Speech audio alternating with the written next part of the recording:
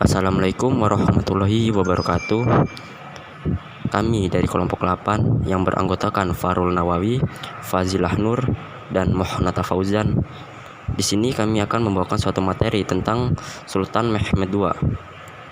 Sebelum masuk ke materi yang lebih dalam, alangkah baiknya kita tahu apa biografi Muhammad Al-Fatih. Muhammad Al-Fatih lahir dengan nama asli Mehmed bin Murad.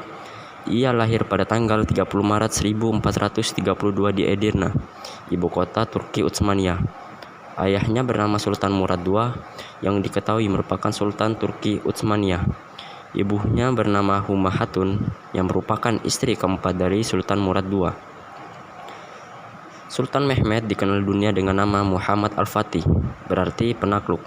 Orang Turki menyebut Sultan Mehmed dengan sebutan Fatih Sultan Mehmed Han II. Tahun, Sultan Mehmed dikirim oleh ayahnya untuk memerintah Amasya. Ia merupakan anak didik Syekh Samsuddin yang masih merupakan keturunan Abu Bakar As-Siddiq. Ia juga murid dari Molla Ghurani. Ia juga diketahui sudah menguasai bidang ketentaraan, sains, matematika, menguasai 6 bahasa. Pada usia 12 tahun, Muhammad Al-Fatih sempat naik tahta menggantikan ayahnya, Sultan Murad II.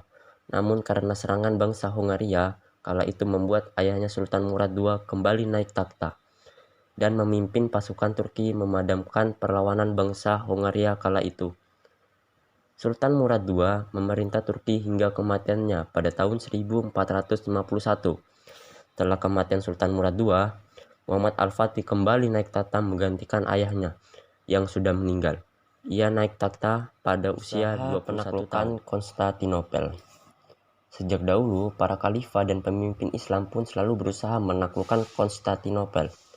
Usaha pertama dilancarkan tahun 44 Hijriah di zaman Muawiyah bin Abi Sufyan radhiyallahu anhu. Akan tetapi, usaha itu gagal. Upaya yang sama juga dilakukan pada zaman Khilafah Umayyah. Di zaman pemerintah Abbasiyah, beberapa usaha diteruskan tetapi masih menemui kegagalan, termasuk di zaman Khalifah Harun al-Rasyid tahun 190 Hijriah. Awal kurun ke-8 Hijriah, Daulah Utsmaniyah mengadakan kesepakatan bersama. Kerjasama ini memberi nafas baru kepada usaha umat Islam untuk menguasai Konstantinopel. Usaha pertama dibuat di zaman Sultan Yildirim Bayazid saat dia mengepung bandar itu tahun 796 Hijriah sampai 1393 Masehi. Peluang yang ada telah digunakan oleh Sultan Bayazid untuk memaksa Kaisar Bizantium menyerahkan Konstantinopel secara aman kepada umat Islam. Akan tetapi, usahanya menemui kegagalan karena datangnya bantuan dari Eropa dan serbuan bangsa Mongol di bawah pimpinan Timur Leng. Kemudian, ayah Muhammad Al-Fatih juga beberapa kali melakukan pengepungan Konstantinopel, namun berkali-kali mengalami kegagalan.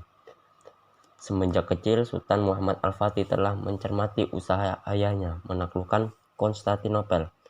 Bahkan beliau mengkaji usaha-usaha yang pernah dibuat sepanjang sejarah Islam ke arah itu, sehingga menimbulkan keinginan yang kuat baginya meneruskan cita-cita umat Islam.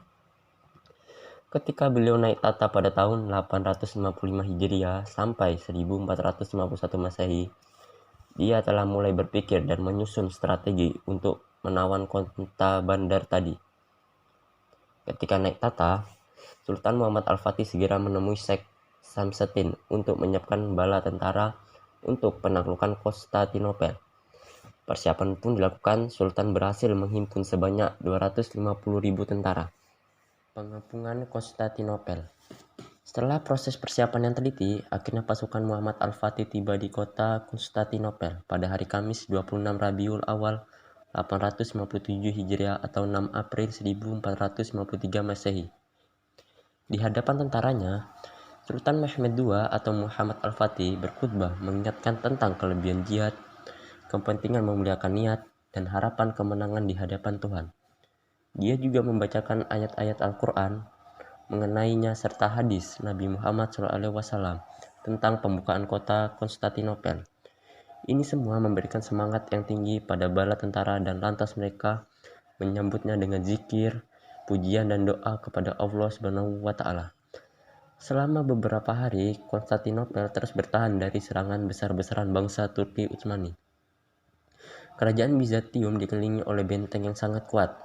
Usaha untuk menjebol benteng kerajaan Bizantium terus dilakukan oleh pasukan Turki Utsmani menggunakan pelontar batu serta pemanah untuk melemahkan pertahanan benteng. Kerajaan Bizantium dikenal memiliki benteng yang sangat kokoh dan sangat kuat. Selain itu, kerajaan Bizantium juga memiliki rantai raksasa yang membentang sepanjang 275 meter menutup akses masuk ke wilayah kerajaan Bizantium melalui Teluk Tandus Emas atau Golden Horn. Ada strategi Al-Fatih menaklukkan Konstantinopel yang paling dikenal dunia dengan memerintahkan pasukannya menarik kapal mereka melewati darat, melewati Teluk Tanduk Emas atau Golden Horn.